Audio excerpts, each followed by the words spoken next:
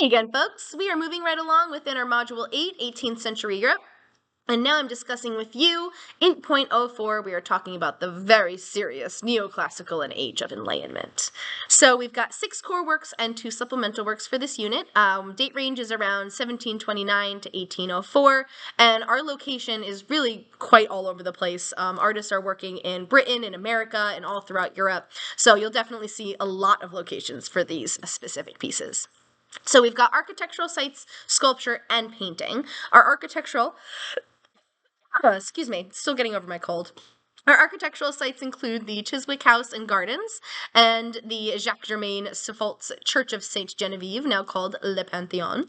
Our sculpture includes Antonia Canova's Paolina Borghese as Venus Victorious.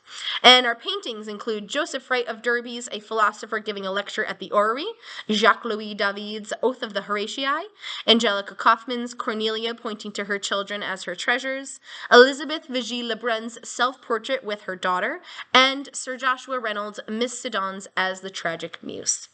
Our supplemental works include Benoist's Portrait of Madeleine, Girodet's The Sleep and de Mignon, David's The Lictors returning to Brutus the bodies of his sons. We also have Vignon's Church of La Madeleine and Gainsborough's Mr. and Mrs. Andrews.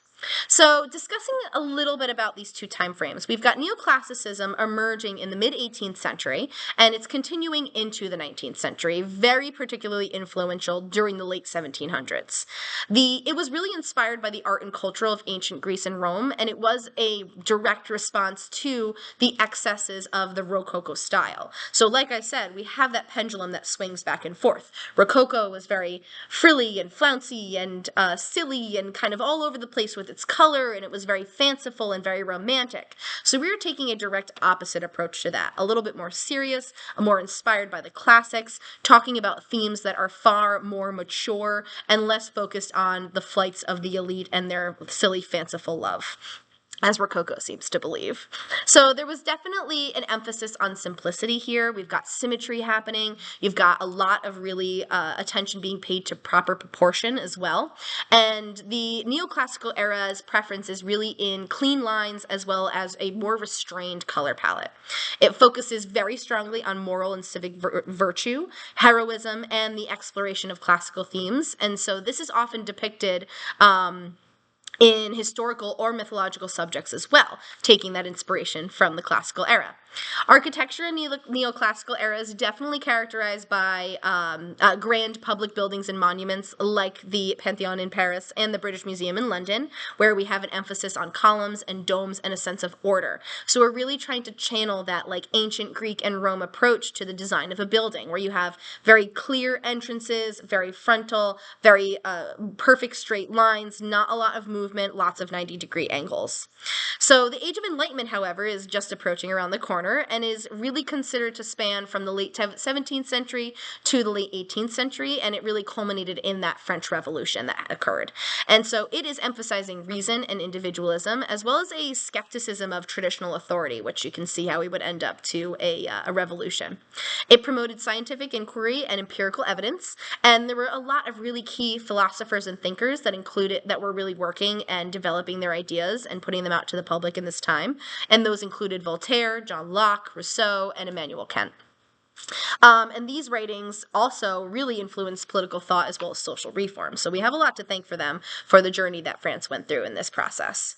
There was definitely an increased interest in education and literacy as well as public discourse. Salons themselves actually became important centers for discussion and the exchange of ideas. So these salons would be kind of the gathering of artists, and it almost feels like a conversation about art history with friends in the midst of a critique. And so these are things that would really kind of initiate the deeper thought about art, and that's really what the Age of Enlightenment was all about, is doing that exploration and coming up with data and presenting it to others and kind of exchanging those ideas as well. So the Enlightenment ideas definitely influenced literature, visual arts, as well as music, and they encouraged themes of human rights, democracy, and rational thought. So, as I mentioned, we have advances in science and technology with figures like Isaac Newton and Galileo. They're shaping modern scientific thought, and they are also found in the expression of artistic themes. There is an exciting intersection between these two time frames within the discourse of art history in general. We have neoclassical aligning with the Enlightenment ideals by promoting these themes of duty and citizenship and ethical behavior through art. Enlightenment thinkers are often supporting artists and architects, leading to the commissions that embody the neoclassical principles in public and private spaces. And so both of these movements are really laying the groundwork for modern democratic thought and artistic expression, and they both later influence movements like Romanticism and Realism, which are right around the corner.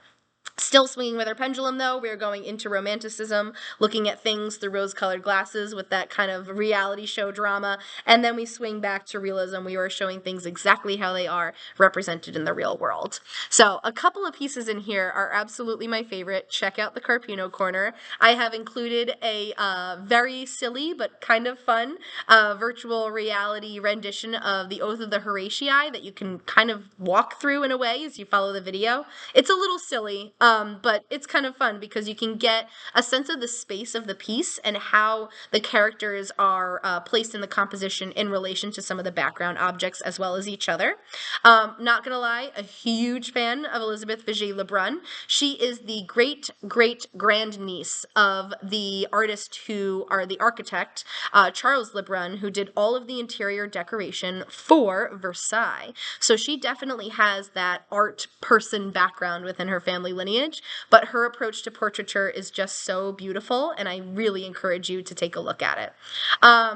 We also have Joseph Wright of Derby. He is kind of a sad guy, not gonna lie. I read a whole book about him, all for a written paper that I actually completed with one of my Lindenwood classes when I was working on my master's degree.